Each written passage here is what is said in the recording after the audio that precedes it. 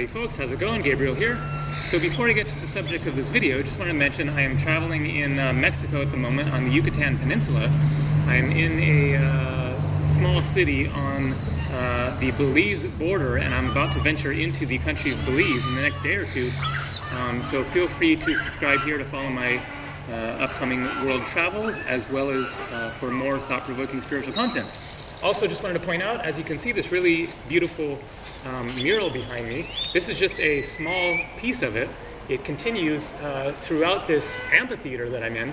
So I'm going to go ahead and show you the rest of this mural so you can take a look, and it also kind of relates to the subject of this video. So here you go.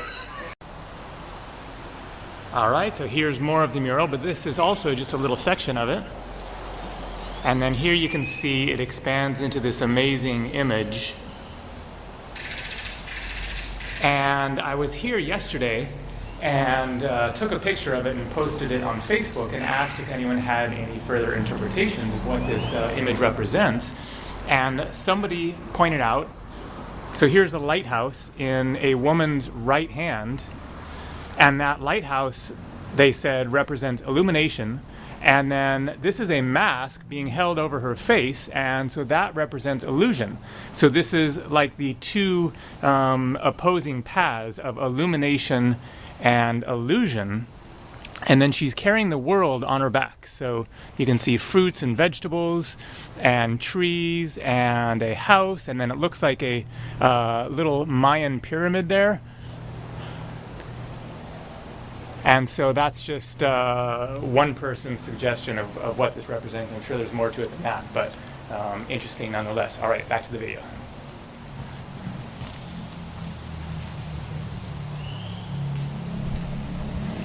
So the title of this video is How to Create Your Own Religion. This is not, however, a video about amassing followers, writing a book to be read by millions and be worshipped for centuries to come, etc. This is not about creating a religion for others to follow. This is about creating a religion for you to follow. And it certainly falls into the category of illumination versus illusion, as this mural seems to represent. So the age-old spiritual paradigm has been for millennia that somebody comes forward with a proclamation of the truth and either talks about it or writes it down, and then people who witness this or hear this proclamation of truth then pore over this and seek to understand it as best they can in order to come to terms with what real reality is. So you have the teachings of Jesus and the Bible, and the basic view is that the Bible is the Word of God, word for word. Every word is in its absolute exact right place. And if you really want to understand how the world works, what world history is, who and what God is, what your place in the whole deal is, how to live a righteous life, what is right and wrong, etc., then just read the Bible, and it has all the answers for you. And if you can truly come to comprehend that work, then you will be able to understand reality. And in my view, this is completely and utterly flawed. This is not true. Reality can never be fully encapsulated by any individual, by any human language, by any one book. Reality is not something that is able to be determined in any kind of a absolute sense based on any individual's subjective perception of it.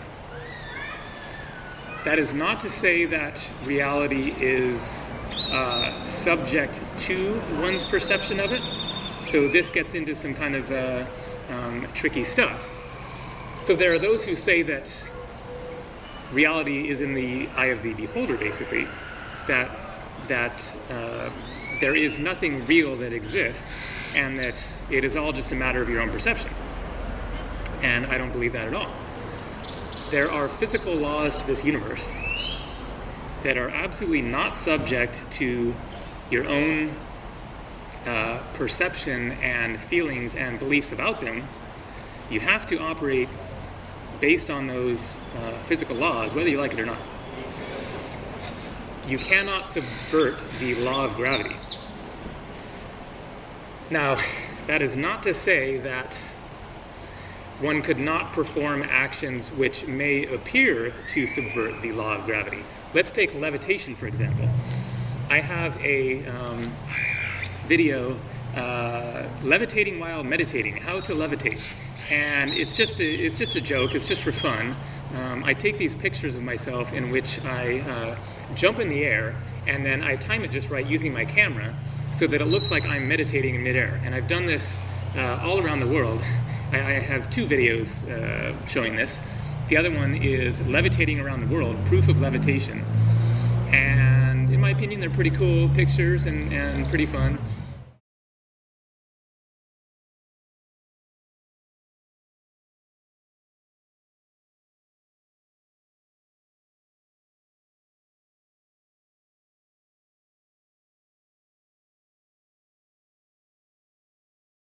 But that video has a lot of thumbs down and a lot of negative comments from people who feel tricked by the video, that I'm not levitating for real. And so kind of what I always tend to say is, hey, show me the video of someone levitating for real, and I'd love to check it out. You know, if levitating is a real possibility, then then great, but don't get all, your underwear in a bundle or whatever, because this isn't a real video showing me actually levitating. Like, obviously it was going to be a joke. However, I actually do believe that levitation might be possible. If it is possible, however, it would not be a result of subverting the law of gravity, of breaking the law of gravity. It would be as a result of utilizing other physical laws that made one be able to seemingly go against the law of gravity, but you're still working within the law of gravity. So, for example, I believe it is scientifically valid that there are ways to make things seemingly levitate through the use of sound, I'm pretty sure, vibrations of some sort, so that something can seem to levitate, certainly by using magnets.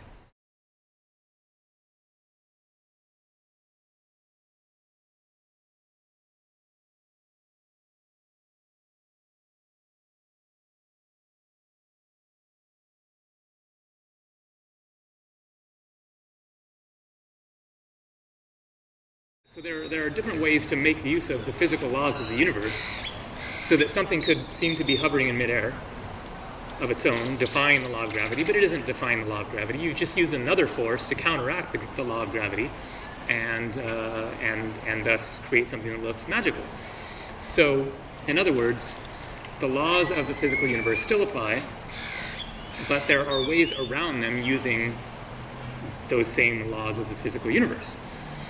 So in that same context, then I believe that there are also spiritual laws of the universe which are not subject to our own personal perceptions of them, which we must acknowledge, and we don't even have to acknowledge them, we just are at the mercy of them, subject to them, whether we like it or not, whether we realize it or not, whether we accept it or not. So, I've gone off on a major tangent in this video from the subject at hand, how to create your own religion. So the point is that reality is far more complex, mysterious, convoluted than we can possibly imagine. Nobody can figure it all out, get it all straightened out, get it all written down for somebody else to read and then come to understand and and then they have the real, right truth that you have discovered and then have handed to them. This is a flawed way of looking at the universe. That is not to say that these perspectives are invalid, that the Bible is without wisdom or accuracy, or the Quran, or the Bhagavad Gita, or the Egyptian Book of the Dead, or A Course in Miracles, or the Book of Mormon, or Right Use of Will, all of these different spiritual paradigms. I don't mean to say that therefore they are useless and don't listen to them, but in my view, then it is much more valuable to create your own personal, subjective perspective on reality, utilizing the perspectives and the experiences and the wisdom of others, but recognizing that these perspectives are all inevitably, in one sense, perfect, and that the universe is all a work of perfection, whatever happens, and in another sense, necessarily imperfect, in that you can never come to a absolutely perfect perspective on reality. And so it is far more beneficial to take an approach of, my perspective is valid, just as Jesus's perspective was valid. It's not necessarily as correct. Not to say that all perspectives are equally correct. That is a very important distinction. There are perspectives that are more correct on those real, immovable laws of the universe. But you cannot trust that any one individual's perspective is 100% correct. And so learn from the perspectives of others, acknowledge the wisdom of others, and integrate that into your own point of view. But it is still very important to have an individual perspective. And so that's kind of what I'm finally getting to, the real point in this video, is the importance of honoring, acknowledging your own personal, unique, subjective, distinct perspective on reality and the universe and the way that things really work, and working with that and seeking to evolve and advance your own subjective perspective forwards. Expand your perspective, open your mind, take in new ideas and new thoughts, and merge them together and formulate a ever-evolving, ever-progressing point of view on the world, as opposed to this idea that there is this one exact, perfect, completely correct point of view, and I'm going to try to adopt this other person's version of truth and implant that in my own soul, and then just kind of on a wing and a prayer hope that that's the right truth. So how to create your own religion then is a matter of simply acknowledging and valuing your own personal perspective, and making your own perception of the world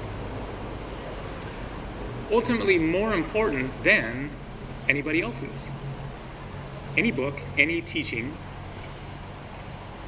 what is more accurate, even if it is flawed, even if it is imperfect, even if it is not as correct as somebody else's ultimately, but really all you can go on is your own vision, your own view of the world around you, and seek to understand the world around you as best you can, based on what you have to work with, based on who you are, based on the skills given to you, based on your own perceptive abilities, based on the information that was given to you throughout your childhood, for example, whatever the construct was that you were raised within, because we all have had limitations placed on us that we then have to seek to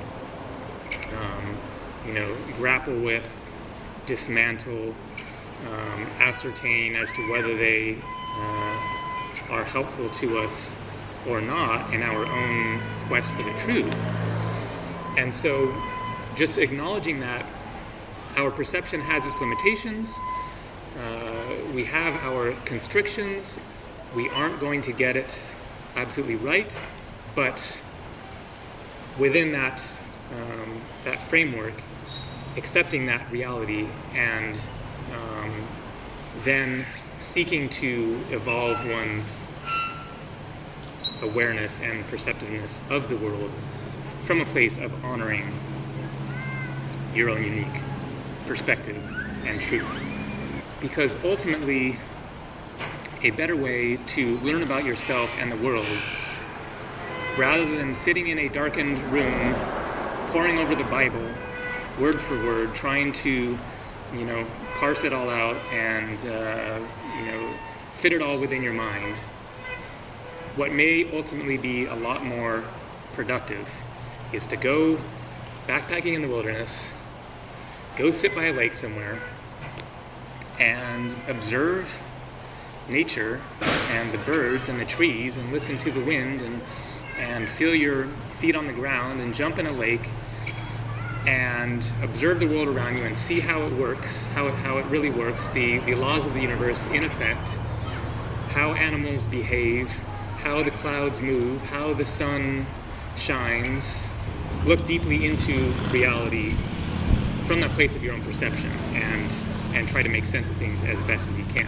And then, secondly, take into account the perceptions of others, the experience of others, the wisdom of others, and make that an integral component of one's quest for truth, because absolutely all of the books and whatnot that I've read and the teachings and the workshops and all this have been very important in my own perception of reality. But ultimately, your own personal truth and quest for understanding is important and should be honored. So there we go, how to create your own religion. Take care. Namaste.